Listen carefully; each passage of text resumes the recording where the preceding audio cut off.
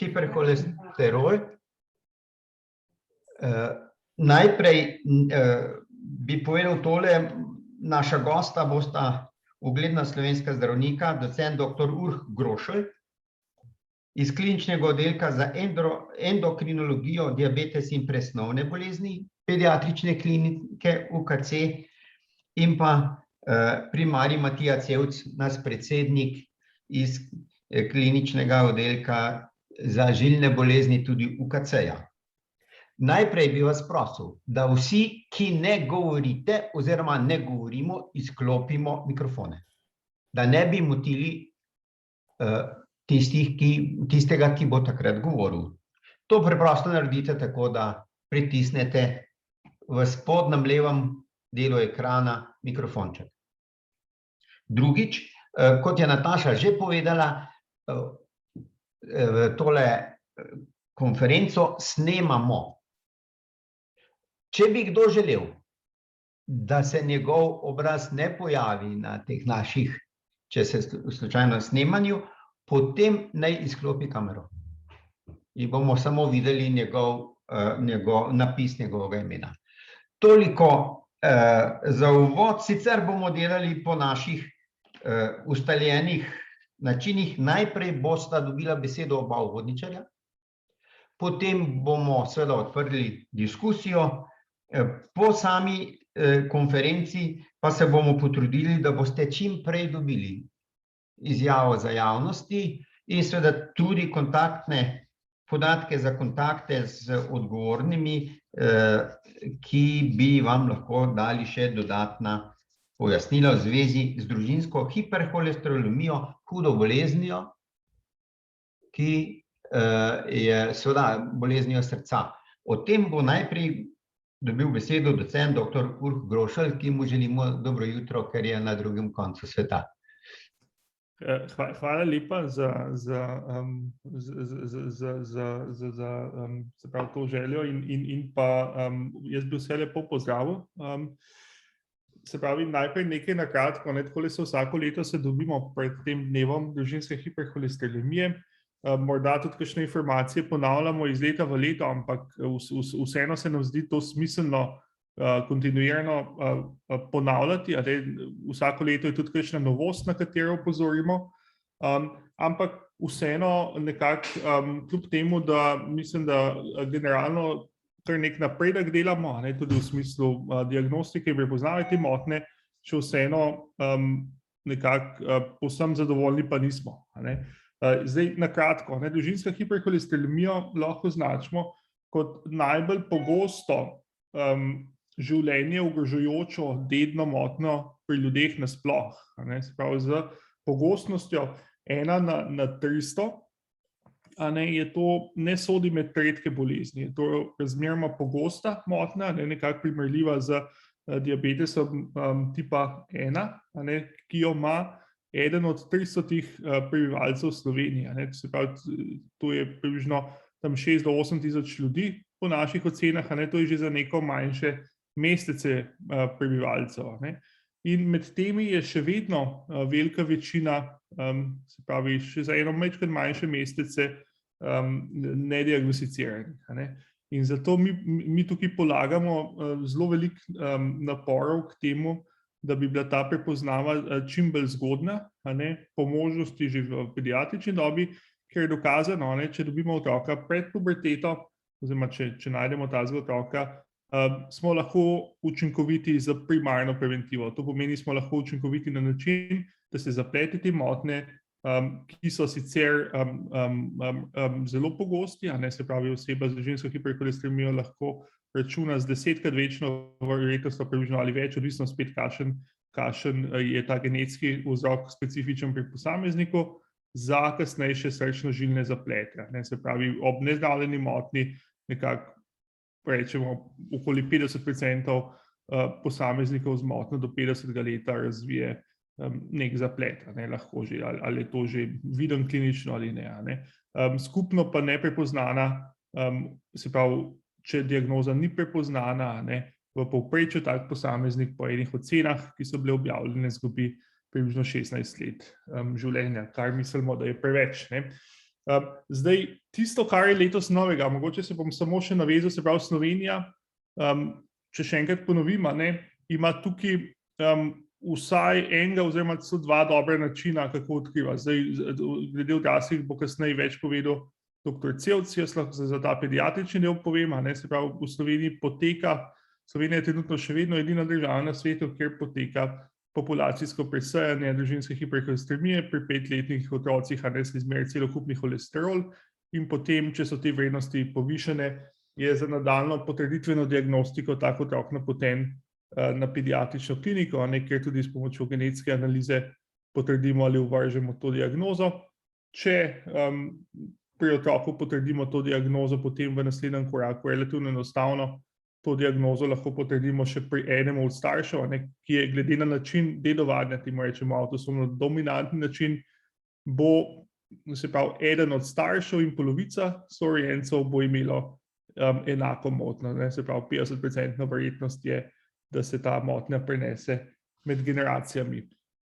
Tisto, kar je letos novega, je to, da je Svetovno združenje za srce uvrstilo ta naš program kot nekak modelni program za populacijsko presajanje družinske hiperholesterolemije, kar je kar veliko priznanje za to, in nekako nas utrdilo v tem prepričanju, da smo tukaj na pravi poti, ker problem je, da je ta motnja po svetu še bistveno slabše diagnosticirana in da večina držav nekako ne uspe prodreti z nekim sistematičnim načinom odkrivanja, z izjemo mogoče nekaj parih severnoevropskih držav in pa seveda tega slovenskega pristopa. Se pravi, tukaj smo nekako, kar postaja čedalje bolj jasno, tudi v svetovnem merilu nekako zgled tudi za ostale. To je mogoče ena taka novost v tem letu. Druga taka novost, na katero bi opozoril, je to, da smo nekako uspeli nekako dosti sistematično zastaviti oziroma po novem res sistematično poskušamo delati, ko se pravi potrdimo diagnozo pri otroku, res tudi poskrbimo za to, da nadaljujemo z diagnostiko starša, ki ima višjo vrednost holesterola, in da se potem tudi tega starša jasno da navodilo, da je napoten v ustrezno nadaljnjo obravnavo se pravi lipidologom za odrasle, predvsem na polikliniko. Tudi veliko pozornosti se pravi posvečamo zdaj, ko so se leta izvajanja tega programa že nekako toliko odvrtela, da bo zdaj malo večje serije otrok bodo tudi zrele za predaje k nadaljnjem spremljanju k internistu, tudi tukaj, se pravi, to je tako imenovani program tranzicije. Bi pa mogoče na koncu tega svojega uvodnega dela poudaril še na nek nedavni uspeh, se pravi, v pred dnevi je izšla prva večja publikacija globalnega registra družinske hiperholesterolemije, kjer sodelujemo tudi z našimi podatki oziroma tudi z našim strokovnim sodelovanjem v ugledni reviji Lancet, kjer so v bistvu zbrali prve rezultate na preko 40,000 pacientih globalno iz 56 držav. Zdaj, morda, če povzamem zaključek, ugotavljajo, da je globalno ta motnja slabo, se pravi močno poddiagnosticirana in pa da tudi tisti, ki pridejo do diagnoze, globalno do diagnoze potrebujejo preveč časa. Se pravi, praviloma so diagnosticirani šele potem, ko že imajo nek zaplet, se pravi to, kar nakazuje potem, da so diagnosticirani ne preko nekih programov zgodnega odkrivanja oziroma presejalnih programov, ampak preko se pravi nekih dostikrat šele, ko se zaradi nekega zapleta pojavijo pri zdravniku, se morda takrat izpelje ta diagnostika, čeprav tudi tam, tudi to je pogosto izgubljena priložnost, tudi ko nekako pridejo v zdravstveni sistem, včasih se še pomeri holesterol, ampak ni pa nujno vedno, da pripeljejo stvari do konca. Mogoče bo tudi dr. Cevc kaj več o tem povedal, ampak nekako jasno sporočilo tega članka objavljenega v reviji The Lancet je ta, da obstaja neka velika potreba po sistematičnem odkrivanju te motnje zgodaj. Se pravi, idealno v pediatrični dobi, se pravi, ta močen zaključek pa nekako nas še dodatno utrjuje v tej smeri oziroma pri tem pristopu, ki se ga poslužujemo, se pravi, populacijsko presejanje motnje pri otrocih. Mogoče bom na tej točki zaključil in predal besedo naprej. Hvala lepa. Doktor docent Grošelj, hvala lepa za krasen uvod. Zdaj pa dobiva primarij Cevc besedo. Izvoli. Hvala lepa, da lahko jaz tudi z naše strani kaj povem v zvezi z družinsko hiperholesterolemijo in ne samo s tem, ampak tudi s holesterolom kot takim. Namreč dejstvo je, da je ateroskleroza, ki se je tako bojimo in proti kateri zdaj tako skušamo aktivno delovati, je neposreden vzrok povišenega holesterola v krvi. To so nedvoumno zdaj že za številnimi raziskavami dokazali in po drugi strani se je izkazali, da imamo nekateri srečniki imajo tako motnjo genetsko, da imajo izrazito nizek holesterol. Pri tistih ateroskleroze praktično ni. Po drugi strani za družinsko hiperholesterolemijo je pa značilno ekstremno visoka vrednost holesterola, zlasti LDL holesterola. In žal je tako, da seveda od leta 2013, ko imamo mi ta presejalni program, tam že zajemamo otroke, ampak pred tem je pa še kar veliko ljudi bilo že rojenih in je tudi odrasli. In to je ena stvar, druga stvar je pa to, da vedno se pa družinska hiperholesterolemija ne odrazi že samo pri otroku. Skratka, nujno je, da iščemo to motnjo tudi pri odrasli populaciji. In za Slovenijo je značilno, da mi imamo pravzaprav preventivni program, ko se določa holesterol tudi pri odraslih, pri moških pri 35 letih, pri ženskah po 40 letu, vendar pa se te podatki ne integrirajo in ne posredujejo naprej, da bi mi iz tega programa lahko našli tiste bolnike z družinsko hiperholesterolemijo, ki jih je v Sloveniji, kot je že prej docent Grošelj povedal, med 6.000 in 8.000, odvisno od tega, kakšno incidenco v populaciji vzameš. Če je 300, je 6.000, če je 250, 1 na 250 je toliko več. Skratka, tega ni malo in tisto, kot je bilo že rečeno, višji, ko je holesterol, dlje ko traja, večja je škoda in tako ima že polovica moških pred 50 letom z družinsko hiperholesterolemijo že, kot je bilo tudi že rečeno, neko obliko ateroskleroze, celo z nekaterimi zapleti. Izkazalo se je še nekaj, da prej, ko začneš zdraviti, večja je korist. Če se začne zdraviti, recimo bolnika s hiperholesterolemijo, bom samo na to šel, pri 60 letih, se zmanjša ogroženost za 27%. Če bi ga pa začeli takega zdraviti že pri 30 letih, bi bila pa več kot 50% koristnost znižanje te ogroženosti. Skratka, izredno dobra izboljšana prognoza je za take. Pomembno je tudi, da če znižamo holesterol nekomu pri 40 letih, bo bistveno večje podaljšanje življenjske dobe in ne samo povečanje življenjske dobe, tudi kvaliteta življenja se bo izboljšala. Skratka, iskati moramo te ljudi, najti jih moramo in zdraviti. Tukaj pridemo pa do naslednje težave.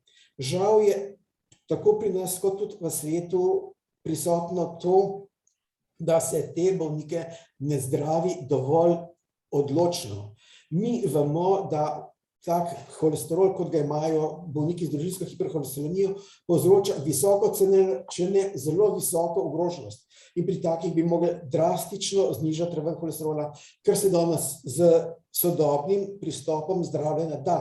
Ampak nikoli samo z enim zdravilom, vedno je potrebna kombinacija znamenitih statinov, potem pa še enega zdravila, ki zavira prehajanje holesterola.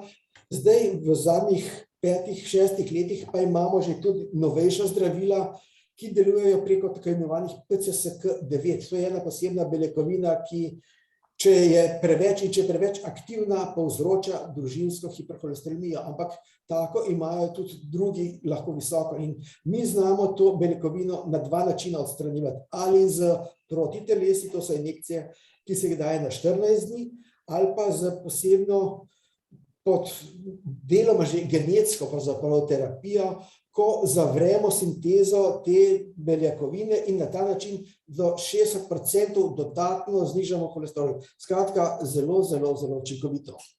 Bi pa opozoril še na nekaj. Ravno zdajle avgusta je bil spet kongres Evropskega kardiološkega združenja.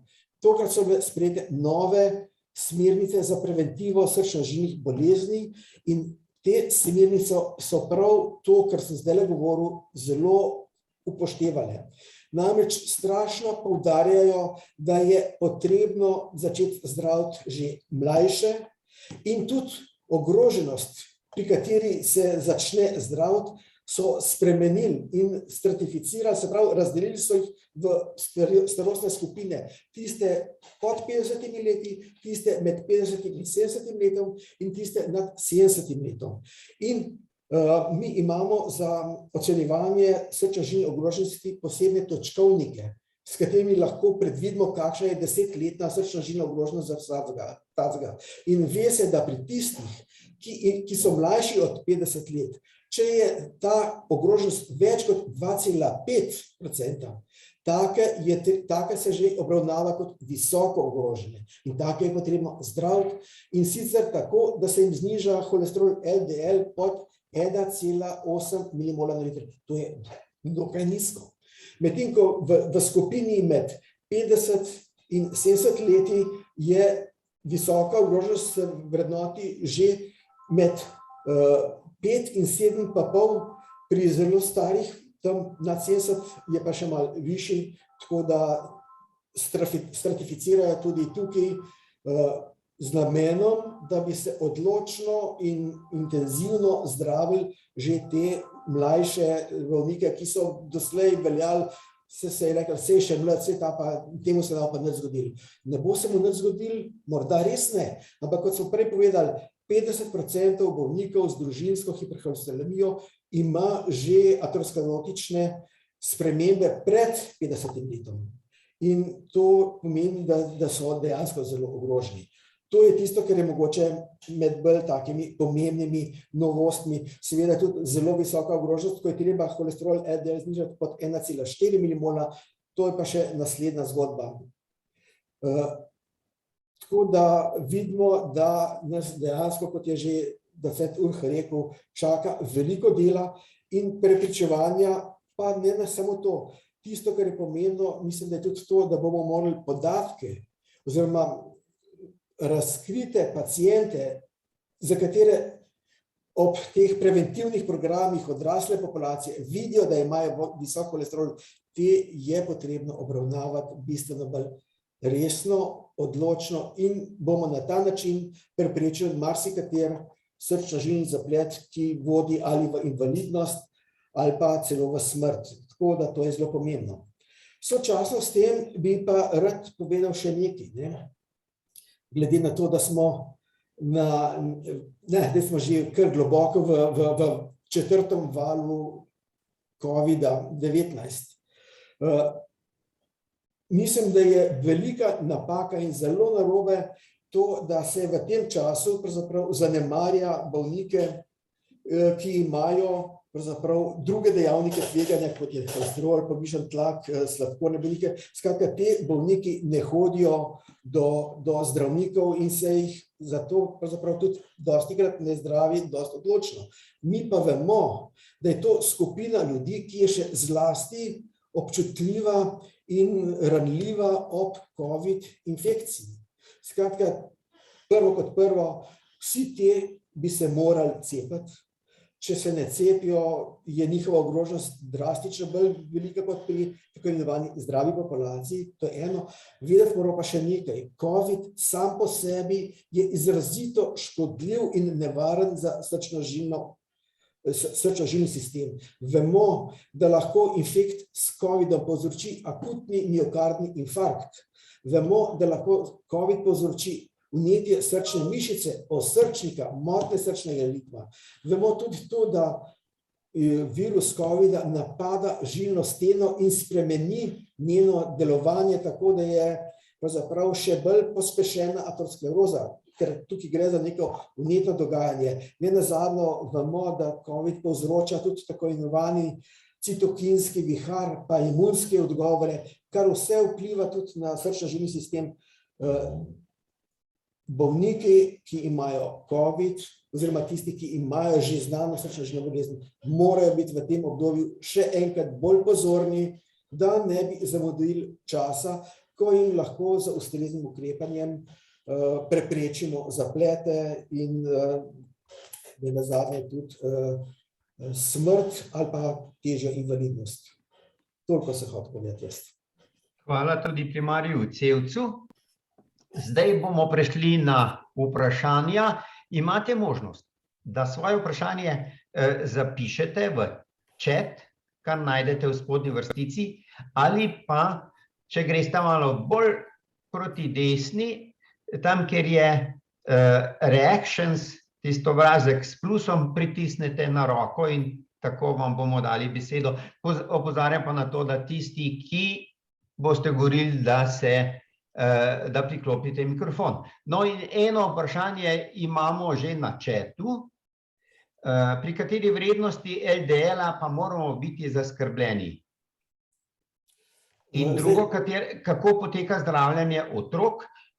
Jaz predlagam, da se dogovorita dr. Grošelj in dr. Cevc, kdo bo odgovarjal, ali pa oba, da se dopolnjujeta. Izvolita. No, na prvo lahko jaz, na drugo bo pa definitivno moral docent Grošelj povedati. Zdaj, mi vemo, da kadar je holesterol LDL nad 5 milimolov, tak bolnik velja za visokoogroženega in takega je treba zdraviti odločno in znižati holesterol LDL, če se le da, pod 1,8 milimola na liter.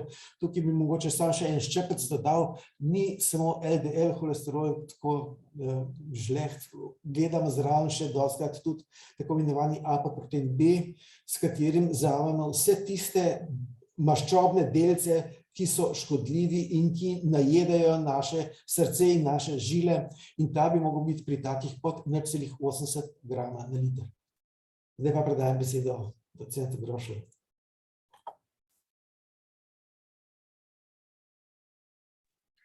Ja, zdaj jaz še dodam ta pediatrični vidik. Jaz mislim, da ko enkrat že veš svojo vrednost in če imaš srečo, da je to dovolj zgodaj, je mogoče ta razlog za skrb celo precej manjši, kot če ne veš, ali pa če je to mogoče že pri nekih zapletih. Se pravi, pri družinski hiperholesteremiji se mi zdi najbolj pomembno to dejstvo, da veš, da jo imaš, in takrat jaz mislim, da ob teh današnjih načinih zdravljenja, marsikatera skrb lahko odpade, samo pogoj je nekako, da slediš navodilu zdravnika. Se pravi, to je mogoče, če majčkeno poskušam pogledati, kot da je kozarec na pol poln, zdaj pri teh povišanih vrednostih holesterola. Se pravi, danes smo zmožni vsakmu preprečiti zaplete, če le na nek način sledi navodilom. To je eno. Drugo pa, seveda, pri otrocih mi nekako verjamemo v pomen zgodnega odkrivanja. Se pravi, če dalje bolj se krepi nekako zavest, da so nekako, se pravi, delež ali pa tudi skupno število smrti na račun srčno-žilnih bolezni, da je previsoko, da smo tukaj dostikrat mogoče preveč neodločni, se pravi, ta delež je nekako v rangu, se pravi, umrljivosti zaradi raka, in pa, se pravi, vodilni razlog smrti, se pa nekako krepi zavedanje, tudi po vseh študijah, da je čas za ukrepanje čim bolj zgodaj. Se pravi, da se ta primarna preventiva, se pravi, primarna preventiva pomeni stanje, ko se zaplet niti ne izrazi. Sekundarna preventiva je pa, ko je že enkrat imaš zaplet, preprečuješ neko eskalacijo ali pa neke nove zaplete. Ampak nekako, če verjamemo v potrebo po primarni preventivi, se pravi, da se izognejo kakršenkoli v zapletu, je čas za ukrepanje v bistvu v pediatrični dobi, ali pa recimo temu vsaj še nekako pri mladih odraslih. In zato nekako smo na stališču, da je smiselno vse te posameznike, ki imajo bodisi en izrazit dejavnik tveganja, kot recimo sladkorna bolezen, lahko tudi diabetes in tako naprej, ali kombinacijo večjih, recimo manj izrazitih dejavnikov tveganja, da je treba take posameznike iskati v pediatrični dobi.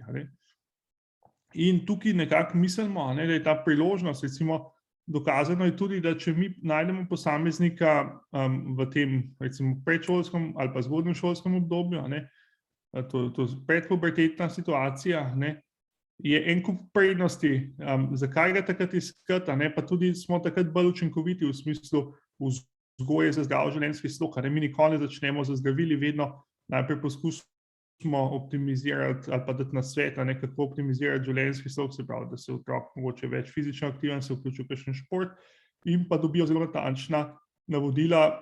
Mi tukaj niti ne želimo govoriti o kakšnih dietah, ampak govorimo o zdravi prehrani. Se pravi, tukaj je to prehrana, kjer se zmanjša količino teh slabih maščob, kjer se poveča delež dobrih maščob, kjer se poveča delež vlaknin in tako naprej. To je v bistvu zdrava prehrana, ki bi nekako lahko sledil tudi tisti, ki nima te motnje. Praktično vsak od nas bi se lahko tako prehranjeval, pa ne bi bilo čisto nič narobe, obratno. Bi se mogoče so bolj počutil, pa se mogoče marsičemu v smislu srčno-žilnih bolezni izognil. Pa vedno na ta način začnemo. Je pa res, da pri tej skupini, se pravi tukaj gre za dedno presnovno motnjo, pogosto to ni dovolj. Se pravi, mi lahko mogoče tako okvirno z optimizacijo življenjskega sloga, tako mogoče do 21% znižamo te vrednosti, mogoče 10% z neko optimizacijo telesne aktivnosti, 10% mogoče z optimizacijo prehrane, je seveda lahko manj ali pa mogoče včasih več. Ampak teh 20% ponavadi pri osebi za družinsko hiperglikemijo ne zadostuje. In nekako je zlasti seveda tudi pri otrocih, pa zlasti pri odraslih, vsi ti podatki kažejo, da smo mogoče premalo intenzivni pri tem zdravljenju, oziroma da so te osebe dostikrat potem potrebujejo ne samo eno zdravilo, ampak mogoče kombinacijo zdravil. Ampak po drugi strani smo pa lahko tukaj tudi precej odločni pri tem, da rečemo, da je to zdravljenje dostopno, učinkovito, da rečemo, da je to zdravljenje zelo varno. Se pravi, tukaj je ravno zdaj v bistvu prihaja na dan v bistvu veliko študij, ki kažejo neko veliko, tudi stroškovno učinkovitost lahko tega zdravljenja pri teh visoko ogroženih osebah. In nekako, če se vrnem k samemu vprašanju, po 8. letu, če smo neučinkoviti, kar praviloma smo, pri tej dedni motnji, za optimizacijo življenjskega sloga, oziroma mogoče rečemo temu za vzgojo za nek zdrav življenjski slog, potem praviloma, oziroma med 8. in 10. letom, svetujemo tudi zdravljenje z zdravili. Se pravi, prvi vrsti so to statini. Je pa res, da so doze pri otrocih praviloma nižje kot pri odraslih, in je spet ena taka filozofija, mogoče majčkeno druga. Se pravi, pri odraslih, ko že enkrat imajo zaplet, je dostikrat treba streljati v narekovajih z vsemi topovi. Se pravi, res maksimizirati terapijo, dati več terapijo in tako naprej. Druga filozofija je pa, da začne zgodaj, preprečuje zaplete, nikoli ne pride do nekih resnih zapletov, in je dostikrat možno ostati tudi na nižjih dozah, mogoče na enem preparatu, in se pravi na daljši rok v resnici spet z manj topovi streljati in je lahko rezultat še boljši. Se pravi, se izognemo tem zapletom. Je pa res, da se pol včasih po puberteti še vseeno potrebna majčkena eskalacija te terapije, in pri odraslih je dostikrat še vseeno smiselno, mislim, zelo pomembno je ta neka polovično jemanje terapije ali pa zdravljenje na pol, je dostikrat zgolj malo bolje kot nič. Se pravi, tukaj je treba biti kar v resnici dosleden pri zdravljenju.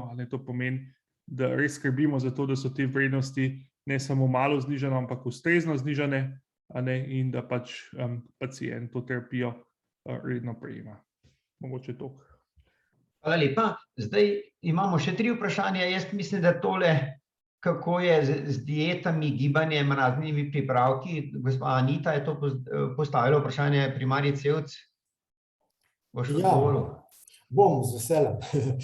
Sej deloma je že Urh odgovoril, namreč tako je, ne. Vedeti moramo, da povišan holesterol povzročajo različne stvari. Pri dismetabolizmu, ob debelosti, pa tudi pri sladkornih bolnikih vemo, da je ena posebna oblika motnje v presnovi maščob, ko so tudi visoki trigliceridi. Pri takih oblikah je dieta ekstremno učinkovita, brez diete pravzaprav sploh ne moremo tega zdraviti. Se izkaže vedno, da kadarkoli pride do nekega dietnega prekrška, prehranskega ekscesa, pride do skoka trigliceridov in holesterolov. Mal drugačna je situacija pri pri hiperholesterolemiji, zlasti pri DH. Pri odrasli populaciji, pravzaprav z zelo rigorozno dieto, smo tam pri 4%, ampak morajo se tega držati, kar je verjetno pri otrocih lažje doseči kot pri odraslih. Saj veste, stare kozle težko spremeniš, ne. Tako da smo manj učinkoviti, je pa nekaj res. Telesna dejavnost sama po sebi ugodno vpliva na žilno steno, zaradi tega jo absolutno priporočamo, ampak priporočamo aerobno telesno dejavnost, ne tisto pehanje na maratonu, ko pride že do anaerobnega metabolizma, to pa pravzaprav dodatno kvari žile. Hitra hoja, toliko, da se oznojiš, to je tisto, kar priporočamo, in kot je že tudi docent Grošelj rekel, zdrava prehrana, ne neke izključitvene diete, to nikoli ni dobro. Treba je, pravzaprav cela vrsta raziskav je pokazala, da je optimalna prehrana mediteranska prehrana, ki je zelo podobna pravzaprav prehrani, kot jo je imel pračovek, skratka paleo dieti, zelo podobna, dobro, takrat niso redili prašičev glih v svinjakih, ampak so jih po hosti lovili in tisti prašiči so imeli malo drugačno meso kot današnji. Ampak anyhow, gre za to, da ustrezna prehrana, ki se zgleduje po mediteranskemu načinu, zdrave maščobe, ribe, meso, nepredelano meso, mislim, takoj, ko imate predelano meso, zraven imate aditive, od soli pa do ne vem česa še vse, ponavadi tako bolj, ko je neka salama okusna, več dodatkov je, bolj je strupena po svoje. Skratka, to je tisto, kar bi morali se držati. Žal pa pri hiperholesterolemiji, pri teh ne bomo, kot je bilo že rečeno, dosegli ciljne ravni, ki jo pa moramo skušati doseči, ker vemo, da vsak milimol nad 2 pomeni napredovanje in višji, ko je hitrejše napredovanje ateroskleroze. Če pa spravimo mi holesterol LDL pod 1,8, pomeni to zaustavitev napredovanja, če pa še nižji, pa celo nazadovanje aterosklerotičnih sprememb. To je tistih, ki še niso kalcinirani. Takoj, ko je pa kalcij že v žilah, smo pa že skoraj zamudili vlak. To je, kar se tega tiče. Seveda, spremenjen življenjski slog mora biti vseživljenjski, tako imenovane jojo prehranjevanje, ko se zrediš, pa skušaš, pa zrediš, pa skušaš, to je zelo slabo. To pomeni metabolno obremenitev telesa, kar ni dobro. To. Hvala. Zdaj mislim, da je naslednje vprašanje, gospa Sanja ga je postavila, kako konkretno poteka iskanje in obveščanje ogroženih sorodnikov, da je to, mislim, da za docenta Grošlja vprašanje, ne? Ja. Zdaj, se pravi, mi smo nekako formalizirali po parih letih uspeli ta program narediti kot neko celoto. Se pravi, ta program se je začel najprej samo z meritvijo holesterola, potem smo dodali drugi korak, ki je genetska diagnostika, in zdaj v zadnjem času, se pravi 2018 je ta RSK za pediatrijo potrdil še tretji korak, oziroma zdravstveni svet ga je v tem letu potrdil, se pravi, zdaj ta program celoviten, še za tretjim korakom, to pomeni kaskadno, mi temu rečemo reverzno kaskadno presajanje. To pomeni, da v bistvu iz otroka iščemo starša, ne obratno, a ne, da, a ne, kot omenjeno, a ne, glede na način dedovanja, ki je avtosomno dominanten, ima 50%, se pravi, eden od staršev in 50% sorojencev isto motnjo, a ne, se pravi, je to kar, a ne, pogosto, oziroma tudi zaradi tega načina dedovanja se izjemno splača v resnici nadaljevati z diagnostiko sorodnikov, a ne, prvega, pa tudi drugega dednega reda, ne. To pomeni, v praksi to tako izgleda, da, a ne, mi najprej seveda, naša prva skrb je otrok, a ne, ker smo pediatri, in najprej v bistvu otroka diagnosticiramo, a ne, in ko postavimo genetsko diagnozo pri otroku, v naslednjem koraku, oziroma mogoče že, ko se ta diagnoza nakazuje, a ne, povabimo v bistvu starše, da nam posredujejo oziroma prinesejo mogoče v naslednji kontroli izvide od obeh staršev svojega lipidograma, oziroma morda to kdo že ve, a ne, oziroma če ne ve, si da to pomeriti, in potem pri staršu, ki ima višjo vrednost, a ne, praviloma nadaljujemo z genetsko potrditvijo analizo, ne, ta analiza je precej bolj enostavna kot začetna analiza, ker točno vemo, kaj iskati, a ne, in na ta način potrdimo diagnozo še pri staršu. Če je nejasno, kjer starš ima višjo vrednost, lahko to tudi pri obeh starših naredimo v določenem deležu, a ne. In pa pozorni smo tudi na to, da so sorojenci, a ne, tega otroka vsi testirani, ne. Tudi če ima recimo kakšen otrok starejše sorojence, mogoče se je kakšen izmuznil temu programu ali takega drugačnega razloga, da smo res prepričani, da so vsi šli čez to, ne. Nekako morda se potem spet, a ne, naprej, pri nekaterih družinah to mogoče manj sistematično počnemo, ker tudi se zakomplicirajo stvari, ne, do te meje družine še nekako gre. Zdaj potem pri strici, tete, a ne, stari starši in tako naprej, a ne, in širša družina, tam je majčkeno bolj kompliciran ponavadi, no, tam, a ne, mi direktno dostopa do teh ljudi nimamo, ne, lahko samo povabimo, kar naredimo, a ne, te ljudi, da pač seveda so družine tudi različne, ne, ene več komunicirajo med sabo, ene so bolj odprte do tega, ene manj, ne, ampak najmanj, kar lahko naredimo, je, da povabimo ljudi, da tudi ostale, a ne, po možnosti opozorijo na to in da se grejo res testirati, a ne, če te informacije mogoče še nimajo, ne. In pa seveda, ne, potem, ko pri staršu potrdimo diagnozo, ne, izdamo jasno priporočilo, da je tak starš, ne, ker ima v bistvu dedno presnovno motnjo, ki si zasluži pozornost, a ne, odraslega specialista lipidologa, da je tak starš ustrezno napoten v lipidološko ambulanto, ne, to je pri nas predvsem pač poliklinika UKC Ljubljana, čeprav so tudi pač nekateri drugi centri že nekako, ne, v bistvu pozorni tudi na, oziroma dovolj usposobljeni na obravnavo te motnje. Hvala lepa. Zdaj pa naslednjo. Lahko jaz samo še za odraslo populacijo dodam, da pri nas seveda rutinsko tudi vsakmu ob prvem pregledu, ko pride k nam, ga povprašamo po sorodnikih in tudi pozovemo, vkolikor ne vedo, da spodbudijo, ampak tako kot pri pediatrih, tudi mi nimamo dostopa do njih. Zaradi tega gre to samo na nivoju toplega priporočila. Še ena razlika med nami in pediatričnim pristopom. Mi se pri opredelitvi družinske hiperholesterolemije zanašamo na tako imenovano klinično diagnozo, ne na genetsko. To so pač spet nek točkovnik, na temelju katerega lahko mi z veliko verjetnostjo ali rečemo, da nekdo ima družinsko hiperholesterolemijo ali pa ne. In je to vodilo za nadaljnje ukrepanje. Samo to. Hvala, primarij Cevc. Tole zadnje, gospod Jaka je postavil o družinskih zdravnikih, zakaj ne uvajajo zdravljenja, če je odkrito povišanje tveganja? Tukaj mislim pa, da mogoče malo grdo rečeno, ampak tukaj se mi zdi, da je kar velika razlika med zelo starimi zdravniki, srednje starimi zdravniki in mladimi zdravniki. Gre namreč za percepcijo o pomenu holesterola za prognozo posameznega bolnika.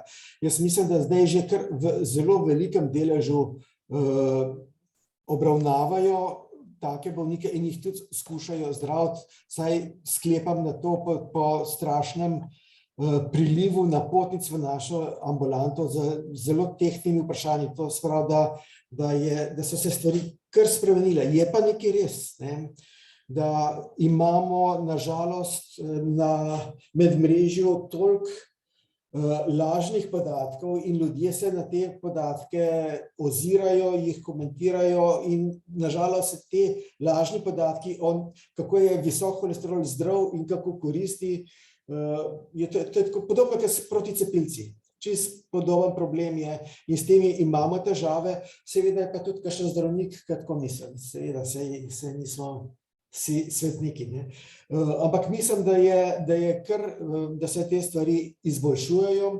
Morda je res tisto, kar preden smo začeli s tole današnjo tiskovno konferenco se pogovarjali, da se premalo bolnikov, ki so v referenčnih ambulantah odkriti z dokaj visoko ravnjo holesterola, da se jih premalo napoti naprej in zdravi, ker zdaj ne vem, kakšna je povezava med referenčno ambulanto, se pravi med medicinsko diplomirano sestro, ki vodi to ambulanto in zdravnikom. Lahko da je tukaj malo škripa komunikacija in da ne napotijo dovolj teh naprej. Hvala. Jaz vprašam zdaj...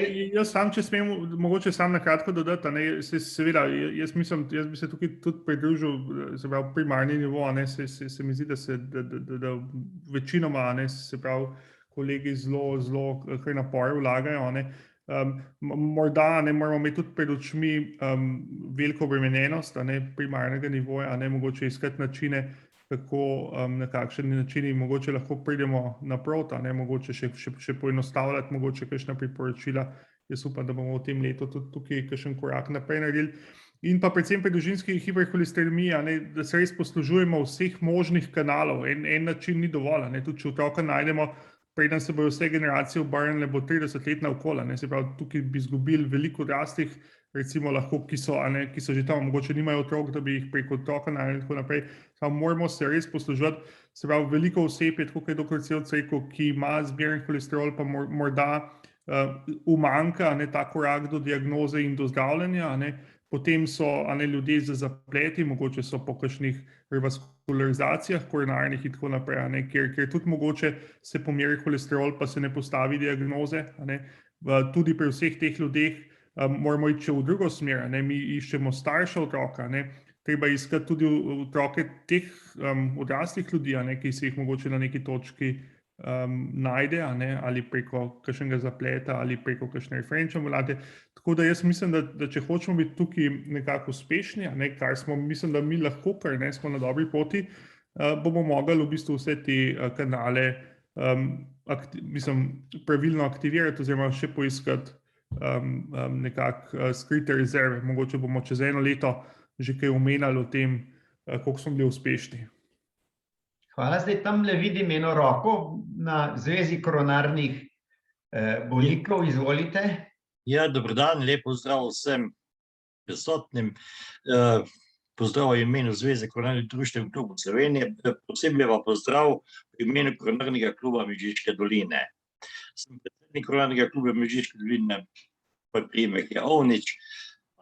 Ko sem v tem predavanju, v teh izvajanjih obeh strokovnjakov poslušal, sem videl, da smo nekje približno v koronarnih klubih na pravi frekvenci s tem, da nekaj stvari nam še manjka.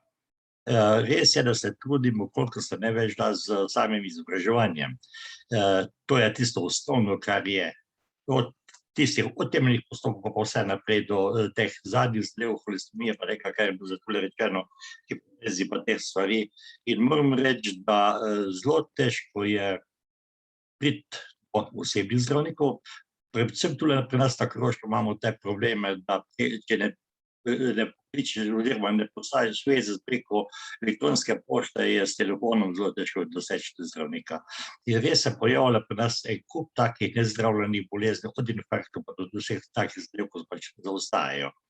In zdaj, v tem času, sploh pri nas na Koroškem smo izvedli en cel balet takih predavanj, iz strani diabetesa, iz strani čistih bolnikov, pa tudi družinske medicine. In moram reči, da žal je to, da se člani koronarnega kluba, pa vseh posod je to isto, če se gre za kako strokovno zadevo, ne, če je to kakšna zabavna zadeva, takrat se še potem to udeležujejo. Mene pa zdaj zanima, ker se pač naslednji teden približuje ta svetovni dan srca. Mislim, da se tudi v Društvu za srce potem nekaj ukvarjate. Nisem pa nikjer opazil še slogana za ta svetovni dan srca. Vam primarno Cevskaj poznano to, ne brž da bolj pa nam. To vprašanje bi jaz imel za vas. Pa hvala za volitev za vstop. Seveda je tudi, bomo imeli tudi tiskovno konferenco v zvezi z svetovnim dnem srca, ki je, kaj že, 29. ali kaj september ponavadi, ampak mi nekako to vedno na soboto damo, ker se nam zdi, da na ta način lažje pridemo do ljudi. In kot sem rekel, naslednji četrtek bo ravno tiskovna konferenca v zvezi s tem in bo urbi et orbi razglašeno. Se bom priključil takrat. Hvala lepa. Ja. Hvala, gremo naprej. Na chat vaju prosim govorca, če pogledata, Anita sprašuje, kako je bolezni pri starejših. Nekaj je bilo že rečeno, ampak očitno ne dovolj. Ja, jaz bi tukaj, morda smo že razrešili to vprašanje, v glavnem, se pravi, tukaj moramo biti res v resnici izkoristiti to priliko, ki jo imamo, ko imamo enega, lahko bodi si otrok, bodi si odrasel z diagnozo, se res plača vložiti še tistih 10% dodatnega napora in v bistvu iskati ali starše ali otroke, zato ker 50% teh oseb bo imelo enako diagnozo in tukaj morda neke rezerve še imamo, čeprav mislim, da delamo korake v pravo smer. Tako kot je bilo že prej rečeno, mi pravzaprav vsakega, ki pride k nam v ambulanto, zaprosimo, najprej pa vprašamo, če vejo, a je kdo med sorodniki, ki je že kaj doživel, ali pa če ve za kakšnega, da ima visok holesterol, sočasno pa, če ne ve, rečemo, malo se pozanimajte, malo spodbudite okrog sebe, zlasti vkolikor imamo nekoga z verjetno ali pa celo potrjeno družinsko hiperkolesterolemije. V takem primeru smo pa še malo bolj tečni. Ampak, če sem čisto odkrit, prav veliko povratnih informacij, da smo kaj našli, pa žal nimamo, zaradi tega, ker seveda tudi tak sorodnik ima drugega družinskega zdravnika in Bog si ga vedi, a je pripravljen tacga potem tudi napotiti k nam v ambulanto. Tako da tukaj bo treba poiskati neke mehanizme, da bomo tudi dobili povratno informacijo, kaj se je zgodilo, če se je kaj zgodilo in če se ni zgodilo, zakaj se ni kaj zgodilo. Hvala. Je še kakšno vprašanje? Rok ne vidim, na chatu nič novega. Lahko gremo proti koncu, a želita govorca mogoče kakšen zaključek dati? Ne? No, potem, tako kot sem na začetku obljubil, mi se bomo potrudili, da bomo tole, kar sta povedala, združili v izjavo za javnosti. In da bo pri vas to še danes, zelo kmalu,